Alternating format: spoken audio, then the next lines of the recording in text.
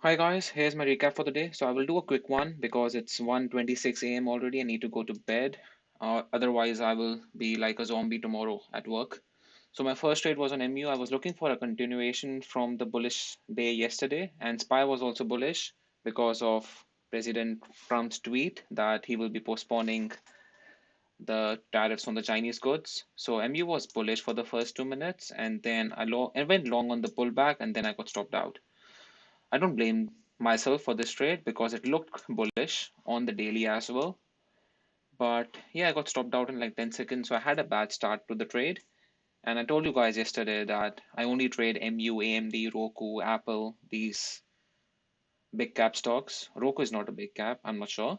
For the first 3 minutes. Then I waited for the first 5, 6 minutes before taking my another trade. I made good money on Oracle. So I waited 1, 2, 3, 4. Yeah, I took it on the fifth minute. Oracle, I saw that it was gapping down on the daily. The pre-market is also bearish. Everything is in my favor, and I was short biased on Oracle. It made an ABCD pattern on the 1 minute chart. I took it short here. Then I saw that it's a potential opening range breakdown on the 5 minutes, and it's also making a wedge on the 1 minute, a perfect wedge. That's why I added 50% to my position and I changed my stop loss to VWAP. So earlier my stop loss was VWAP or maybe high of this candlestick. But after this add-in, I changed my stop loss to VWAP. I got around maybe 4 to 1 from this trade itself. So this partial was, I think, 10%, 10%. Then I had this whole $53 level. So I took most of my position out here. I partialed out maybe 50-50%. So I only had around 10-15% of my position remaining at this stage, and I got stopped out at VWAP. But then I saw that it never closed above VWAP, so I took it short again for a quick scalp because I knew that it's not having the VWAP was horizontal at this moment.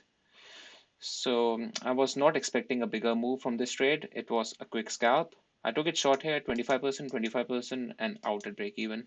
So that was also a profit. Then this was a bad trade. This was uh, this was FOMO at my best because SPY was suddenly gapping up and I missed the move on MU and SPY. So, and I don't trade PVIX. I traded it once. I had a huge loss on it. Not a huge loss, but my dash trader stopped me because I reached my daily max loss limit on that trade, which is not much. I occasionally set it to a very low daily max loss limit so that I can only lose maybe 3 or 4 trades and the dash will stop me out. So this was a bad long trade because Oracle was kind of following SPY. This move is because of SPY. Oracle was bearish and it made this move.